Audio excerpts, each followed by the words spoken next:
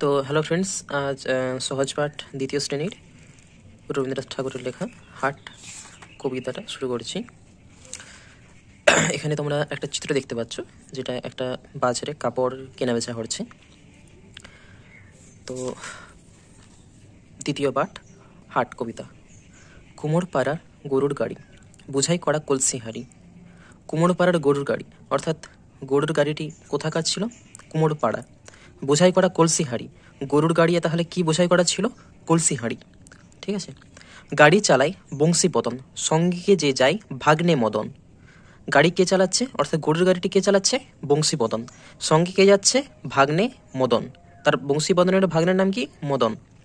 হাট বসেছে শুক্রবারে, বক্সিগঞ্জে পদ্মপাড়ে। কোথায় হাট বসছে? বক্সিগঞ্জের পদ্মপাড়ে।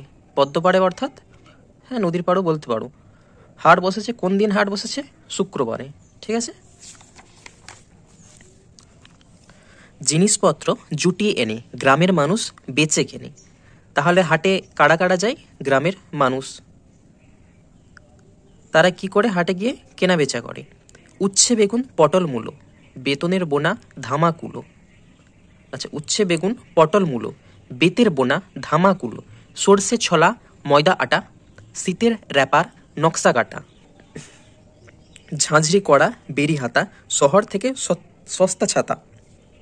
হাটের মধ্যে তাহলে কি কি আছে? উচ্ছে বেগুন পটল মূলা, আচ্ছা বেতের বোনা ধামা কুলো, তারপর সরষা ছলা ময়দা আটা, শীতের র্যাপার নকশা কাটা অর্থাৎ সোয়েটার।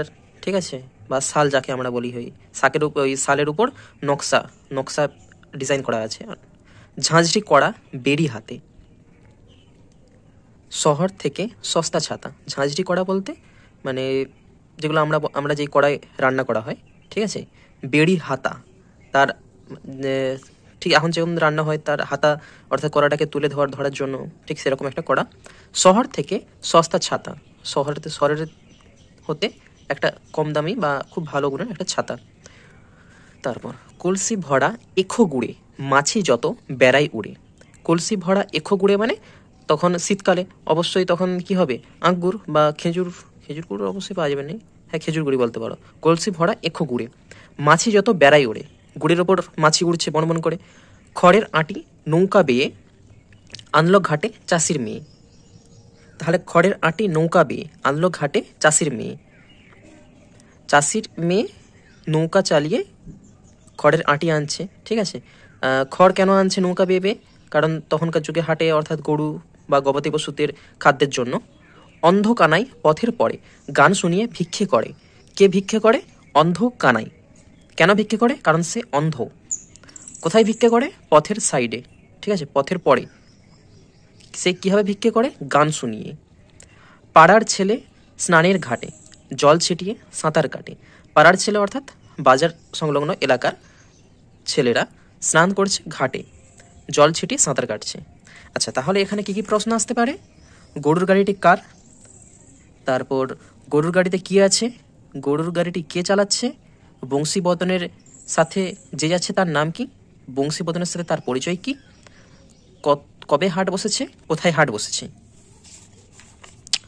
আচ্ছা, হাটে কারা কেনাবেচা করে এবং কি কি কেনাবেচা করে?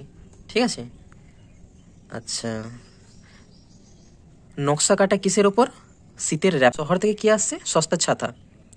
তারপর খড়ের আঁটি কে আনছে? চাষির মেয়ে। কে ভিক্ষে করছে? অন্ধকানাই। কারা সাঁতার কাটছে? পাড়ার ছেলেরা।